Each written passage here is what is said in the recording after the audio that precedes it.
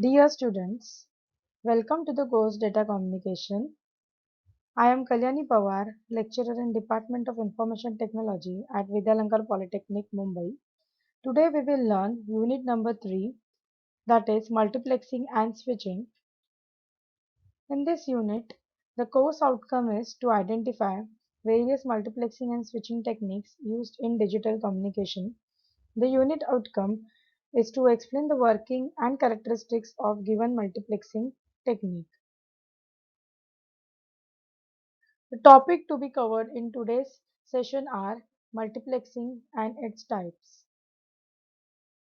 The key takeaway point from today's session will be basic concepts of multiplexing and multiplexing types.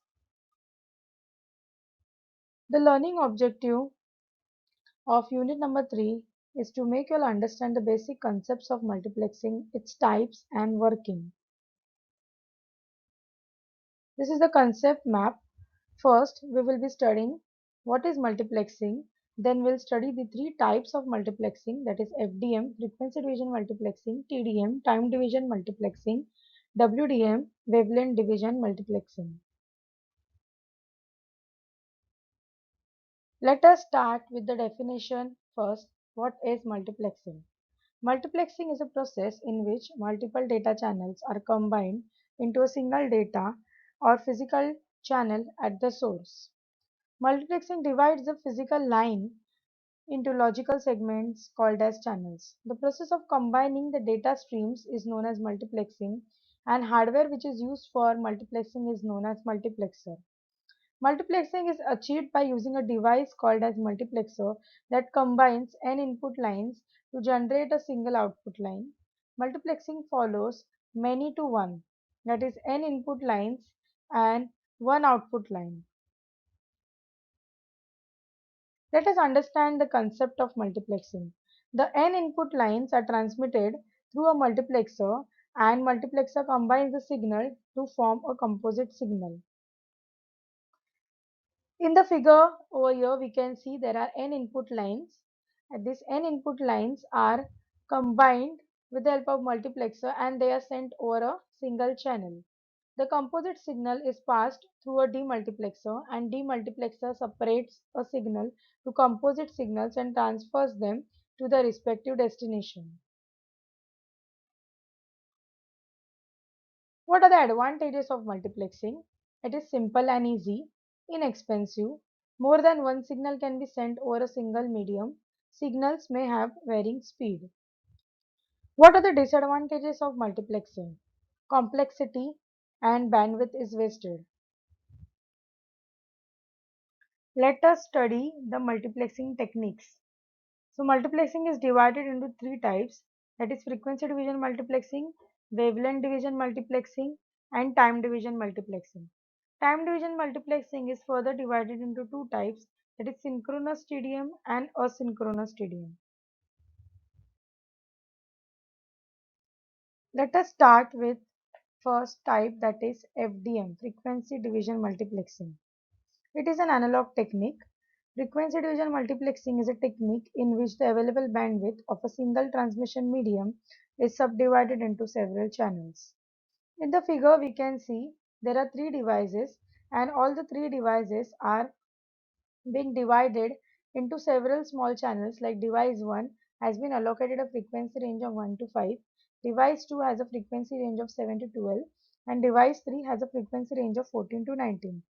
There is a frequency gap of 2 digits for each of these units. Let us study in detail how FDM works. In FDM, signals generated by each sending device modulate different carrier frequencies. These modulated signals are then combined into a single composite signal that can be transported by the link. The carrier frequencies have to be different enough to accommodate the modulation and demodulation of signals. FDM is used with analog signals. Perhaps it is most commonly used in television and radio transmission. It accepts signal from multiple sources. It has a specified bandwidth.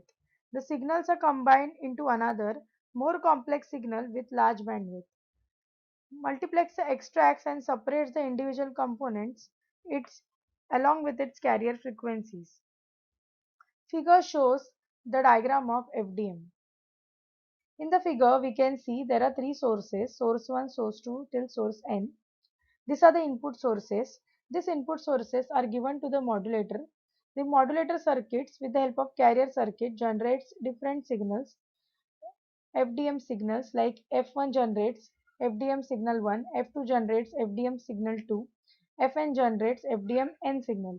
All these signals are combined over here in the adder circuit, and finally at the output what we get is a combined FDM signal.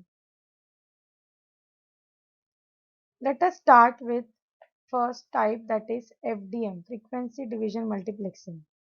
It is an analog technique. Frequency division multiplexing is a technique in which the available bandwidth of a single transmission medium is subdivided into several channels. In the figure we can see there are three devices, and all the three devices are being divided into several small channels. Like device 1 has been allocated a frequency range of 1 to 5, device 2 has a frequency range of 7 to 12, and device 3 has a frequency range of 14 to 19. There is a frequency gap of 2 digits for each of these units. Let us study in detail how FDM works. In FDM, signals generated by each sending device modulate different carrier frequencies. These modulated signals are then combined into a single composite signal that can be transported by the link. The carrier frequencies have to be different enough to accommodate the modulation and demodulation of signals. FDM is used with analog signals. Perhaps it is most commonly used in television and radio transmission. It accepts signal from multiple sources. It has a specified bandwidth. The signals are combined into another, more complex signal with large bandwidth. Multiplexer extracts and separates the individual components along with its carrier frequencies.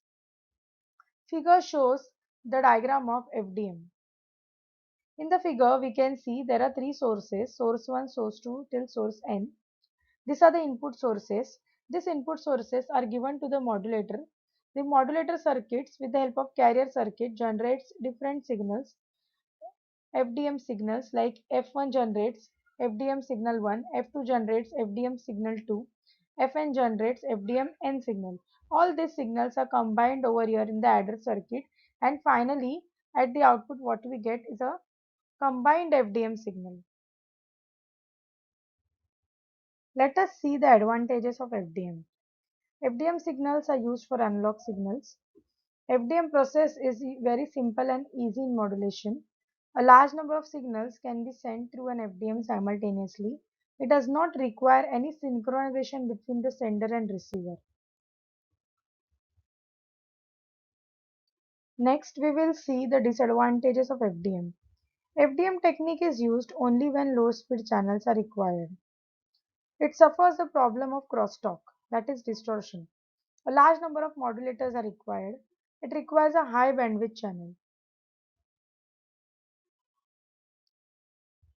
Next, we will see the applications of FDM.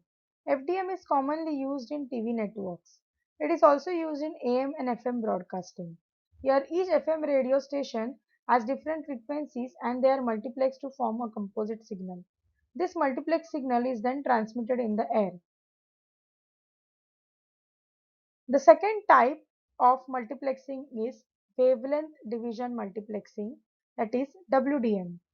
Wavelength division multiplexing is same as FDM except that the optical signals are transmitted through the fiber optic cable.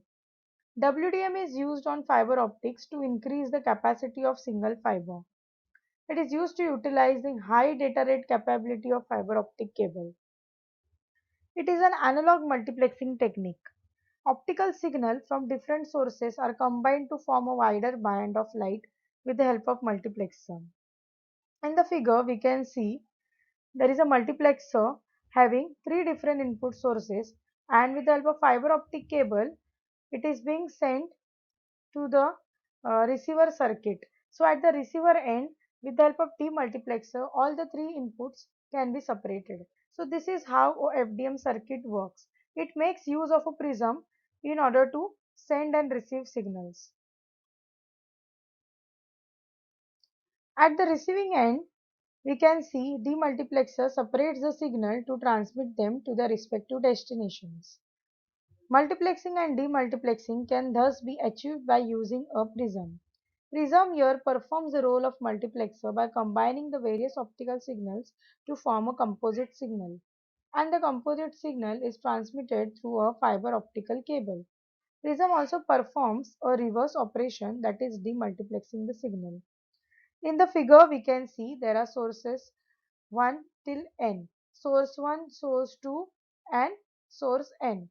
All these sources are given to a multiplexer circuit. The multiplexer over here is a prism. The prism, with the help of prism, we can send this signal to the receiver circuit with the help of optical fiber cable. When the signals received are received by the receiver with the help of prism, again we will be able to separate this signal. So this is the way how WDM works. The third type is time division multiplexing. It is a digital technique. In FDM, all the signals operate at the same time with different frequency. But in time division multiplexing, all the signal will operate at same frequency with different time. In time division multiplexing technique, the total time available in the channel is distributed among the users. Therefore, each user is allocated with a different time interval known as time slot at which data is to be transmitted by the sender. A user takes control of the channel for a fixed amount of time. In time division multiplexing, data is not transmitted simultaneously, rather than data is transmitted one by one. In TDM, the signal is transmitted in the form of frames. These frames contain a cycle of time slots in which each frame contains one or more slots dedicated to each other. It can be used to multiplex both digital and analog signals, but mainly used to multiplex the digital signals. So as we have seen, time division multiplexing, it allocates the time slots to each user, and the user can send its data in the time slot allocated to him. So all the users can send the data at the same time in different slots as allocated to them, and the data signal is sent in the form of frames. It can transmit both analog as well as digital signals.